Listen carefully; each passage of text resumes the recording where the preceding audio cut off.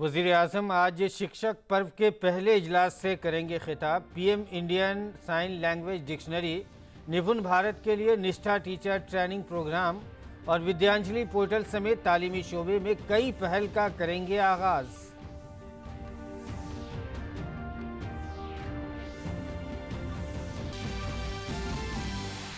मुल्क में जारी टीकाकारी मुहिम में एक और बड़ी कामयाबी हासिल करते हुए 11 दिनों में तीसरी बार कोविड की 1 करोड़ से ज़्यादा खुराक दी गई।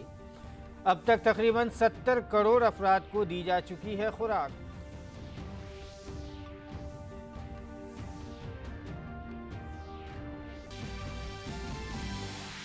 बिहार में मरकजी टीम ने फिजाई मुआयना करके सैलाब की सूरत हाल का लिया जायजा। मुलाकात के दौरान रियासती अफसरान ने सैलाब से राहत के काम करने के लिए मरकज से तलब की 3,781 करोड़ की इमदादी रकम।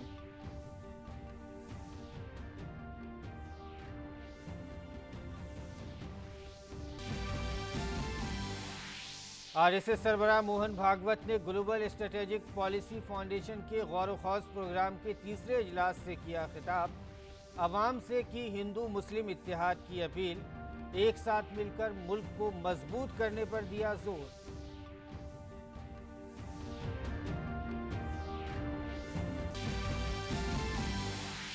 और ओवल टेस्ट में भारत ने 50 साल का इंतजार किया खत्म। चौथे टेस्ट में इंग्लैंड को आखिरी दिन 157 रन से दी शिकस्त। गेंदबाजों के दम पर भारत ने हासिल की सीरीज में 2-1 की सबकत।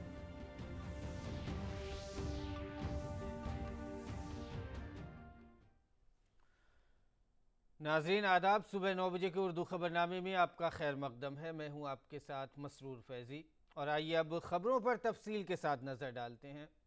वज़ीर-ए-आज़म नरेंद्र मोदी वीडियो कॉन्फ्रेंसिंग के जरिए आज शिक्षक पर्व के पहले इजलास से खिताब करेंगे। वज़ीर-ए-आज़म मोदी प्रोग्राम के दौरान तालीमी शोबे में कई अहम इक़दाम का भी आगाज़ करेंगे।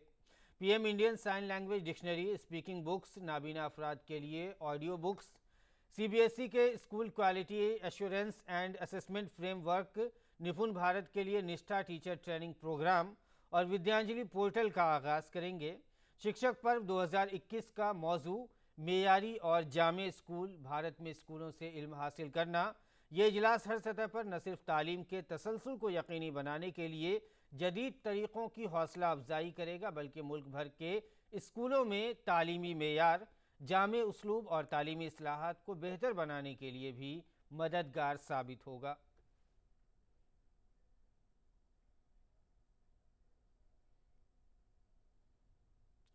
और वज़ीर-ए-आज़म के आज शिक्षक पर्व के पहले इजलास से खिताब और उसकी अहमियत पर आइए बात करते हैं। हमारे साथ जुड़े हमारे नामा निगार अरुण शर्मा से। अरुण, अगर वज़ीर-ए-आज़म के आज के प्रोग्राम की बात करें तो नेप यानी नेशनल एजुकेशन पॉलिसी के लागू होने के बाद सरकार जो है एक अहम प्रोग्राम लेकर आई है और आज जो वज़ीर-ए-आज़म का खिताब है, आज जो पीएम खिताब करेंगे, तो ये कितना अहम होगा? बहुत ही अहम होगा क्योंकि नेशनल एजुकेशन पॉलिसी को काफी बढ़ावा मिलेगा क्योंकि कई सारे सबसेट्स हैं नेशनल एजुकेशन पॉलिसी के, तो उस लिहाज से काफी इंपॉर्टेंट होने जा रहा है। लेकिन दिव्यांगों के लिए बहुत ही महत्वपूर्ण दिन माना जा सकता है क्योंकि प्रधानमंत्री नरेंद्र मोदी आज जो साइन लैंग्वेज होती है उससे डिक्शनरी को लॉन्च करने जा रहे हैं। हम इस बात को जानते हैं कि सरकार ने ऑलरेडी साइन लैंग्वेज को एज अ ऑर्गेनाइज सब्जेक्ट के तौर पर लॉन्च किया है, लेकिन जो लोग साइन लैंग्वेज को एज अ सब्जेक्ट पढ़ना चाहते हैं वो लोग अब पढ़ सकते हैं अंडर न्यू एजुकेशन पॉलिसी। लेकिन अब जो साइन लैंग्वेज है उसकी डिक्शनरी को आज प्रधानमंत्री लॉन्च करने जा रहे हैं और साथ ही साथ इसमें लगभग 10,000 के आसपास वर्ड्स होंगे और जो ऑडियो एक तरह से डिक्शनरी आप कह सकते हैं कि जो ऑडियो के माध्यम से आपको सुनाई जा सके, जो काफी इंटरैक्टिव होती है, उसको भी लॉन्च करने जा रहे हैं। इससे सबसे बड़ा फायदा दिव्यांगजनों को होगा। नंबर 2, जो शिक्षक, जो टीचर्स प्राइमरली ये साइन लैंग्वेजेस को पढ़ाते हैं उनके लिए काफी बेनिफिशियल साबित होती हुई दिखाई देगी। दूसरा सबसे बड़ा इनिशिएटिव आज जो प्रधानमंत्री जिसकी शुरुआत करने जा रहे हैं वो है निष्ठा, यानी कि फाउंडेशनल लिटरेसी एंड न्यूमरोलॉजी या न्यूमरेसी, इसको लॉन्च करने जा रहे हैं। इसका मकसद साफ तौर पर यह है कि ग्रेड 3 तक फाउंडेशन को कैसे मजबूत किया जा सके बच्चों का, यानी बच्चे ग्रेड 3 को पार करते करते उनके फाउंडेशन जैसे कि 9999 तक कैसे वो लिख सके, समझ सके, एडिशन, सब्सट्रैक्शन, मल्टीप्लिकेशन, डिवीजन, इन चीज को कर सके, और साथ साथ अल्फाबेट के लिए यानी कि वो कैसे 45 से लेकर 60 वर्ड्स तक पर मिनट वो रीड कर सकें, और जो रीड कर रहे हैं उनको समझ सके। तो इस निष्ठा की जो शुरुआत आज करने जा रहे हैं प्रधानमंत्री नरेंद्र मोदी, वो फाउंडेशनल स्कूलिंग को बहुत ज्यादा मजबूत बनाएगी। इससे ड्रॉप आउट रेट कम होंगे, क्योंकि बच्चे ज्यादा चीजों को समझेंगे। और 2026 तक सरकार का लक्ष्य ये है कि कैसे हम लोग ड्रॉप आउट्स को कम कर सकें, और बच्चों को फाउंडेशनल लेवल तक एक तरह से लिटरेट कैसे किया सके मैथ्स और इंग्लिश के अंदर, इस बात पर फोकस होगा। एक और अहम चीज की शुरुआत आज होने जा रही है, जिसको विद्यांजलि कहते हैं। विद्यांजलि के मकसद से सरकार का फोकस इस बात पर है कि कैसे हम प्राइवेट इन्वेस्टमेंट को सरकारी स्कूल के अंदर आकर्षित कर सके, फॉरेन इन्वेस्टमेंट को कैसे सरकारी स्कूल में आकर्षित कर सकें। कि हम इस बात को जानते हैं कि जो स्कूलिंग का जो सब्जेक्ट होता है, पढ़ाई का जो सब्जेक्ट होता है, स्टेट्स और सेंटर दोनों का मिलजुला करके होता है। ऐसे में सरकार ऐसे इनिशिएटिव्स को लॉन्च करेगी कि जो कॉर्पोरेट सेक्टर, जो सीएसआर ने कॉर्पोरेट सोशल रिस्पॉन्सिबिलिटी के तहत जो पैसा लगाता है, निवेश करता है, वो सरकारी स्कूलों में आ सके, एजुकेशन सेक्टर को दुरुस्त किया जा सके, स्कूल के इंफ्रा को कैसे दुरुस्त किया जा सके, उस लिहाज से काफी महत्वपूर्ण होने जा रहा है विद्यांजलि की अगर बात की जाए तो। इस लिहाज से आज मल्टीपल इनिशिएटिव्स को प्रधानमंत्री लॉन्च करेंगे, जिसका मकसद साफ होगा कि नेशनल एजुकेशन पॉलिसी को और दुरुस्त करना और एजुकेशन के इंफ्रास्ट्रक्चर को और बढ़ावा देना। जी बिल्कुल, जैसा कि आपने बताया कि बिल्कुल ये कह सकते हैं कि ये नेशनल एजुकेशन पॉलिसी के एसेस्ट हैं, उसको और ज़्यादा फ्लेक्सिबल करने की एक तरह की कोशिश की जा रही है। बिल्कुल, और इसका एक पैमाना ये भी है कि अगर हम इसको एजुकेशन सेक्टर को दुरुस्त कर रहे हैं, तो मकसद ये भी कि हम इसको क्वालिटी के पैमानों पर चेक भी कर सकें। जी तो इसलिए प्रधानमंत्री नरेंद्र मोदी स्क्वाफ नाम के इस मानक की भी शुरुआत करने जा रहे हैं। ये रेटिंग स्टैंडर्ड इसको आप कह सकते हैं, क्वालिटी एश्योरेंस का एक पैमाना कह सकते हैं, स्क्वाफ यानी कि SQAAF। इसमें क्वालिटी एश्योरेंस किया जाएगा, यानी कि तमाम देश में जो स्कूल्स हैं, जैसे CBSE से रिलेटेड हुए, जो तमाम अन्य स्टेट लेवल के जो स्कूल्स हों, वो कैसे क्वालिटी को एश्योर कर सके, क्योंकि इंटरनेशनल गाइडलाइंस से स्कूल्स को लेकर के क्वालिटी का पैमाना होता है कि बच्चों को कैसे स्कूल में ट्रेनिंग दी जा रही है, टीचर्स की कैसी स्किल अपग्रेड की जा रही है, टीचर्स उस स्किल सेट पर खड़े उतर रहे हैं नहीं हो रहे।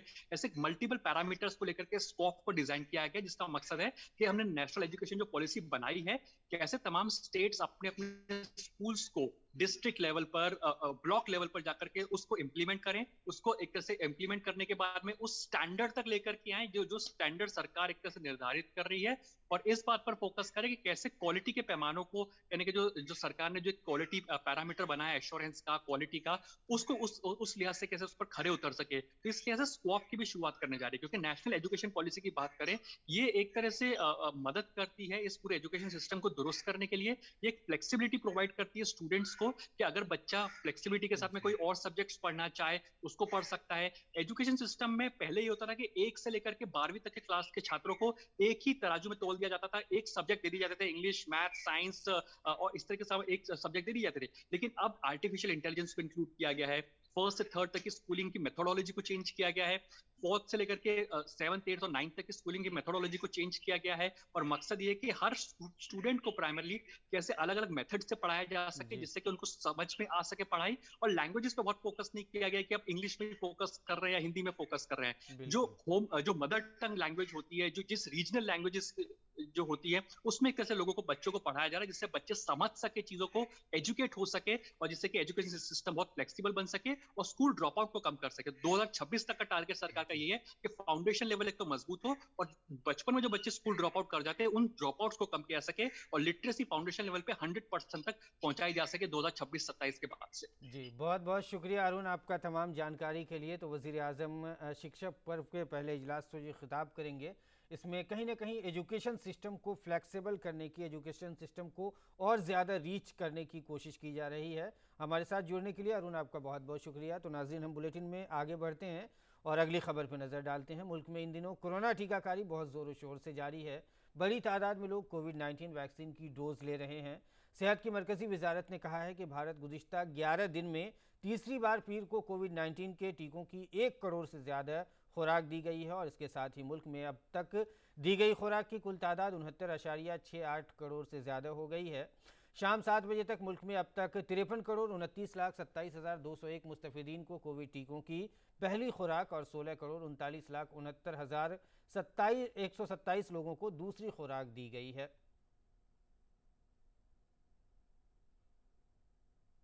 मरकजी वजीर सेहत मनसुख मांडविया ने ट्वीट करके सितंबर की शुरुआत एक आला सतह के साथ हुई और भारत ने एक दिन में 1 करोड़ कोविड टीके के अदद को छू लिया है। वजीर आजम नरेंद्र मोदी की सरबराही में दुनिया की सबसे बड़ी टीकाकारी मुहिम नई ऊंचाइयों को छू रही है।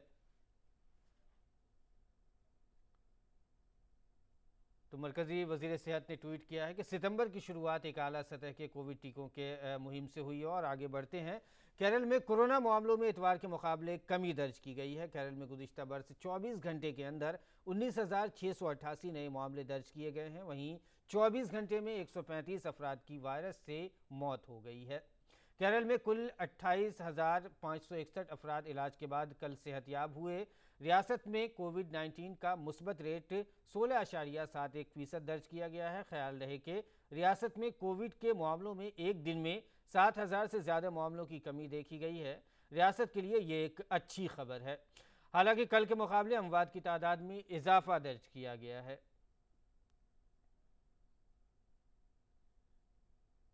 केरल के लिए ही एक और बड़ी राहत की खबर है। नीपा वायरस की जांच के लिए जिन 8 नमूनों को भेजा गया था उनकी रिपोर्ट नेगेटिव आई है। इनमें नीपा से मरने वाले बच्चे की मां बाप की रिपोर्ट भी शामिल है। इन अफराद में नीपा वायरस की अलामत नज़र आने के बाद उनके नमूने जांच के लिए भेजे गए थे।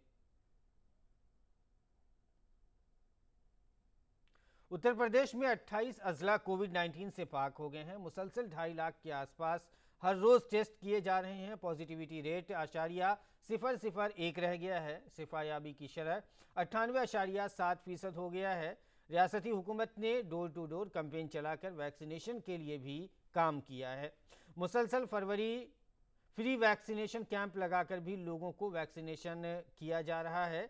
रियासती हुकूमत ने फैसला लिया है कि कोविड-19 की तरह ही जिन लोगों को बुखार हो रहा है उनका इलाज किया जाएगा। जिन अजला में बुखार के मरीजों की तादाद बढ़ रही है वहां कोविड-19 के लिए कायम अस्पतालों का इस्तेमाल किया जा रहा है और वहां अलग से टीमें भेजी जा रही हैं। बेड की तादाद बढ़ाई जा रही है और कैसे लोगों को इस बीमारी से बचाव करना है इसके तरीके भी बताए जा रहे हैं। वज़ीर आला योगी आदित्यनाथ ने कहा है कि जिन अफसरान की लापरवाही से बुखार फैला है उनके खिलाफ भी सख्त कार्रवाई की जाएगी।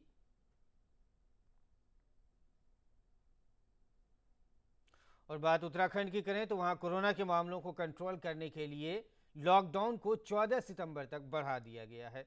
हुकूमत ने कहा है कि सभी समाजी, सियासी, तफरीह, सकाफती तकरीबात पर आइंदा हुक्म तक पाबंदी रहेगी। पुलिस इंतजामिया को हुक्म दिया गया है कि कोविड गाइडलाइन पर सख्ती से अमल कराया जाए। हुक्म में कहा गया है कि कारोबारी इदारे हर रोज़ रात 9 बजे लाजमी तौर पर बंद हो जाएंगे, जबकि होटल और रेस्टोरेंट के लिए रात 10 बजे तक का वक्त तय किया गया है। वीकेंड पर सियाहती मकामात पर भीड़ भाड़ पर रोक लगाने के लिए सभी ज़िला अफसरान को अहकामात दिए गए हैं। बिहार में सैलाब की सूरत हाल का जायज़ा लेने के लिए रियासत के दौरे पर गई मरकज़ी टीम आज भागलपुर में हालात का जायज़ा लेगी। इससे कबल मरकज़ी टीम ने कल फ़िज़ाई सर्वे किया था। वहीं पटना में चीफ सेक्रेटरी के साथ मीटिंग भी की, जिसमें रियासती हुकूमत ने मरकज़ से अभी तक के नुकसान की तलाफ़ी के लिए 3,781 करोड़ रुपए का मुतालबा किया है। रियासती हुकूमत ने सैलाब से हुए नुकसान के लिए मरकज़ी टीम के सामने एक प्रेजेंटेशन भी पेश किया, जिसमें बुनियादी ढांचे, सड़क, सेहत और बिजली के साथ ही फसलों का जो नुकसान हुआ है उसके ताल्लुक से मरकज़ी टीम को बाखबर कराया है। वहीं दूसरी जानिब बिहार के सैलाब मुतासरा इलाकों में कुछ बेहतरी आई है। कोसी और गंडक बैराज से पानी का बहाव कम हो गया है।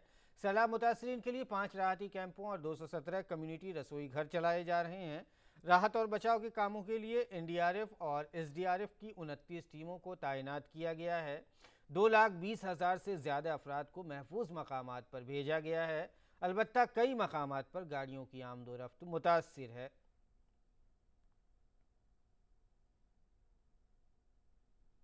बात आसाम की करें तो ब्रह्मपुत्र और उसकी मुआविन नदियों की आबी सतह में कमी आने से सैलाब की सूरत हाल में बेहतरी आई है। आसाम रियासती आफात बंदोबस्त अथॉरिटी की रिपोर्ट के मुताबिक सैलाब से मुतासर अफराद की तादाद 43,416 हो गई है और मुतासर होने वाला फसल का इलाका भी कम होकर 15,981 हेक्टेयर हो गया है। रियासत के 4 अजला में सरकार के जरिए बनाए गए 14 राहती कैंपों में 718 लोगों ने पनाह ली है। हालांकि गोलाघाट ज़िले में सैलाब का सबसे ज़्यादा असर है, जहां पर 29,857 लोगों की ज़िंदगी मुतासिर हुई है। इसके अलावा मोरीगांव में 10,536 लोग मुतासिर हुए हैं।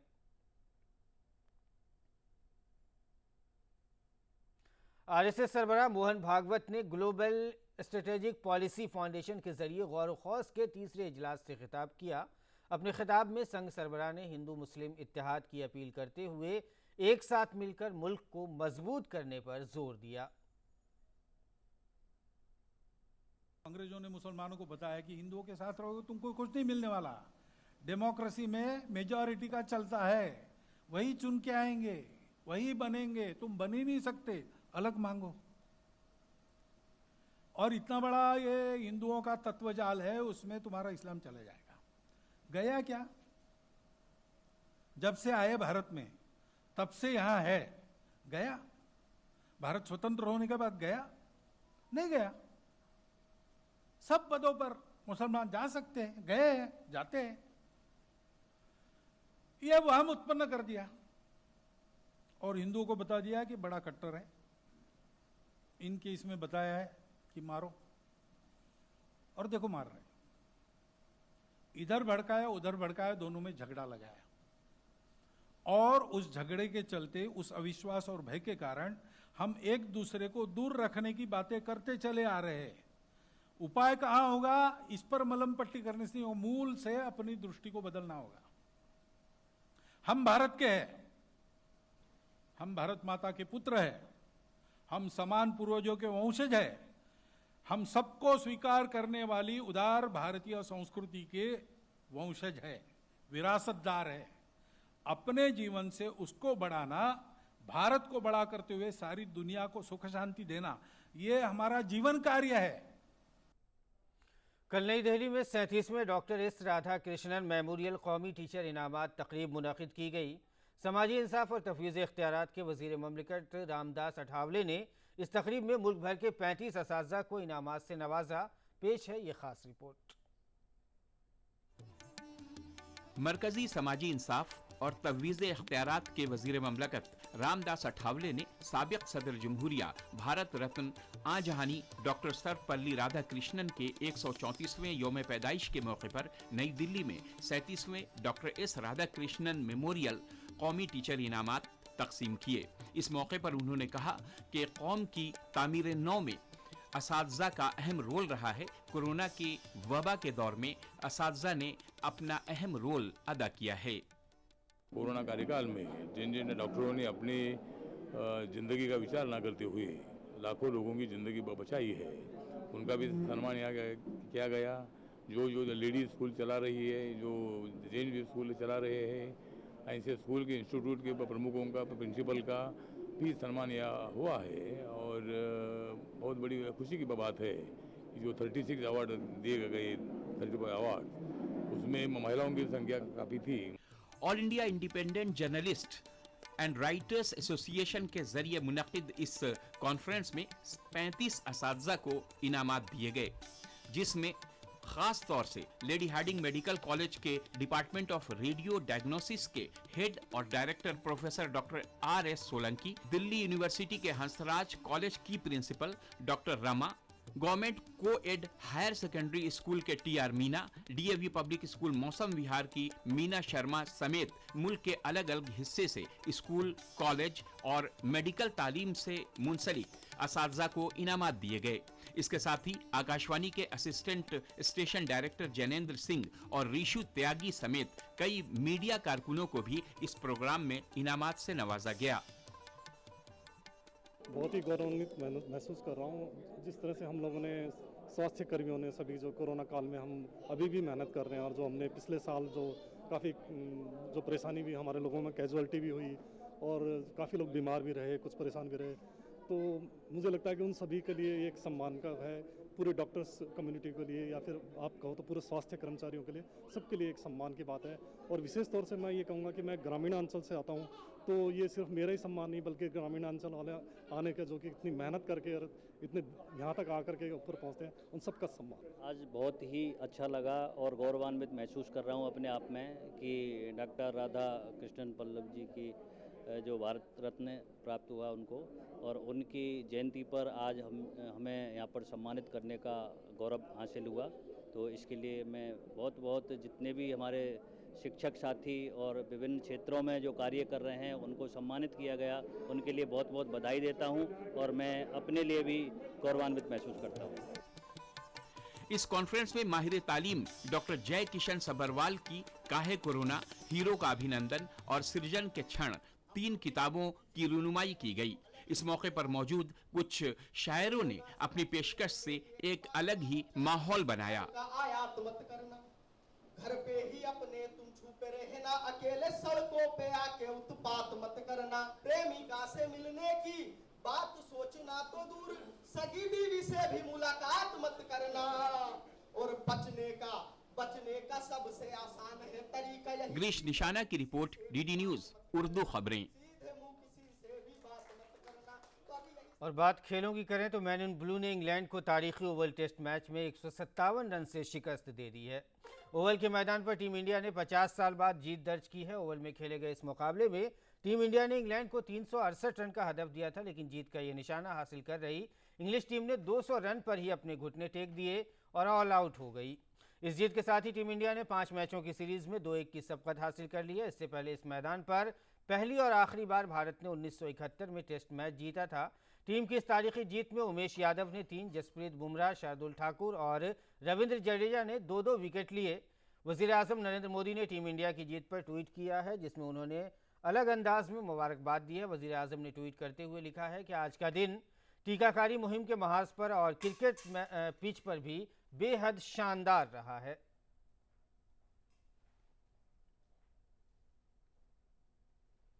और नाज़रीन, अब पेश है दिल्ली से शाये उर्दू के अखबारात का मुख्तसर जायजा।